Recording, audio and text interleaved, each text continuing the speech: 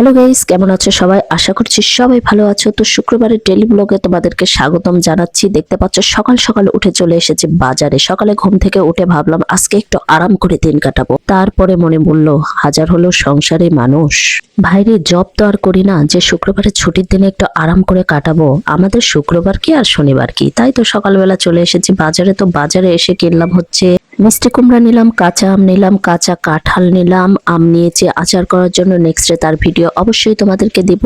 তো আম কিন্তু বাজারে বিভিন্ন দামের ছিল, আমি সবচেয়ে কম দামের যেটা সেটাই নিয়েছি। কি দরকার আচার করার জন্য এত দাম দিয়ে আম কেনার? একটা ছিল 120 টাকা কেজি, আমি মাত্র 30 টাকা কেজিটা নিয়ে নিয়েছি। 120 টাকা কেজি যেটা বলেছে ওটা অবশ্য কাঁচা মিষ্টি আম, ওটা কাঁচাই খাওয়া যাবে, খুব ভালো লাগবে খেতে। তা তোমরা যারা আচার করবে না এমনিতেই খাবে তারা কিন্তু ওটা নিতে পারো। তারপরে এখান থেকে একটু শাক কিনে নিলাম।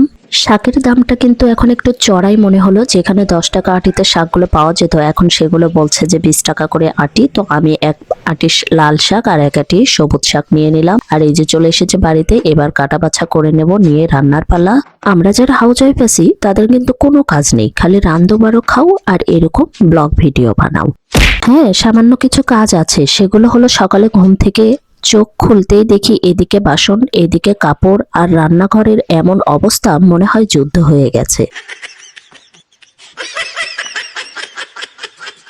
ও হ্যাঁ, মনে পড়েছে, আরো কিছু কাজ অবশিষ্ট রয়ে গেছে। প্রথমে ঝাড়ু দিতে হবে, ঝাড়ু দিতে গেলে মনে হবে এই ধুলাগুলোর মনে হয় ব্যক্তিগত শত্রুতা আমার সাথে আছে। আর এই যে পেঁয়াজ কাটতে গেলে এমন কান্না আসে মনে হয় নাটকের বেস্ট অভিনেত্রীর অ্যাওয়ার্ড আমিই পাবো। যখন এতগুলো কাজ একাই করতে হয় তখন মনে হয় আমি মানুষ নাকি মাল্টিটাস্কিং রোবট। আর এই যে দেখেন অবস্থা, গ্যাসের দাম বেশি হতে যুদ্ধ করতে আসি ছাদে। অবশ্যই এতে প্রতিজনের কোনো দোষ নাই, এতদিন ভালোই সুখ দিছে। আমরা যেহেতু বাড়ির গৃহিণী, আমাদের তো কিছু দায়িত্ব আছে স্বামীর টাকা বাঁচানোর। আরে ভাই, 2টা টাকা ইনকাম করতে না পারলাম কেমনে স্বামীর টাকা বাঁচান যায়, এটাও কিন্তু বিরাট একটা সেভিংস সংসারের জন্য। এই দেখেন ছাদে কিন্তু প্রচুর বাতাস থাকে, এই জন্য চুলাটা একটু টিন দিয়ে ঘিরে দিলাম, দিয়ে এখন সবকিছু ধুয়ে নেব, নিয়ে রান্না বসাবো। আসলে ব্লগ ভিডিওতে হয়তোবা রান্নার সমস্ত প্রসেসিং দেখানো হয়ে ওঠে না, তো এই রান্নাগুলোর সমস্ত রেসিপি কিন্তু আমার চ্যানেলে আমি আলাদা করে আপলোড করে থাকি, তোমরা অবশ্যই সেখান থেকে দেখে নিবা। আমি অনেক মেঘ দেখে ছাদে আসছিলাম রান্না করতে, এখন এসে দেখতেছি প্রচন্ড গরম, মানে রোদ উঠে গেছে একদম। আর রোদ ওঠার পরে এখানে আমার থাকাটা অনেক কষ্টকর হয়ে যাচ্ছে, তারপরও রান্নাটা কমপ্লিট করেই যেতে হবে, যেহেতু মাটির চুলা একবার ধরাইলে আসলে বারবার, এটা তো আর গ্যাসের চুলা না যে চাইলে অফ করে রেখে চলে গেলাম আবার এসে ধরালাম। মাটির চুলা ধরানোটা অনেক কষ্টকর। তো আমি একটু করে রান্না করছিলাম, আর ছাদের এক কোণাতে আমাদের গাছ আছে, সেই গাছের নিচে যে দাঁড়িয়ে থাকতেছিলাম। আরে দেখো, আমি এখানে হাঁসের ডিম ভেঙে নিচ্ছি, এই হাঁসের ডিম দিয়ে আমি লাউ দিয়ে রান্না করব। ভেবেছিলাম এই রান্নাগুলোর প্রপার রেসিপি আমি ভিডিও করে রাখবো এবং নেক্সট ডে তোমাদের সাথে শেয়ার করব, কিন্তু সেটা আর হয়ে উঠলো না। এত গরম আর এত রোদ উঠেছে যে আমার ফোন একদম গরম হয়ে যাচ্ছিল ভিডিও করতে করতে, তাই বাধ্য হয়ে আর আমি যে ফোনটা চালু রাখতে পারিনি, বন্ধ করে রেখে আসতে হয়েছে।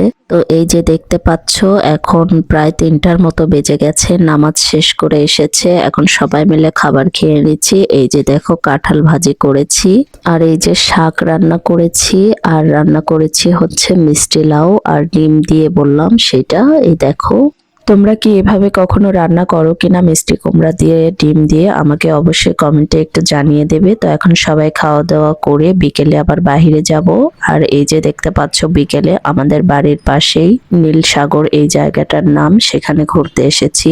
আসলে সংসারের কাজ নিয়ে যত কথাই বলে থাকি না কেন, আমরা মেয়েরা কিন্তু আমাদের নিজেদের কাজ নিজে হাতে করতেই বেশি স্বাচ্ছন্দ্য বোধ করে থাকি। সংসারের কাজ করে আমরা কখনো ক্লান্ত হওয়ার চাইতে দেখা যায় যে কাজ না করে ফেলে রাখলেই আমরা বেশি ক্লান্ত বোধ করি।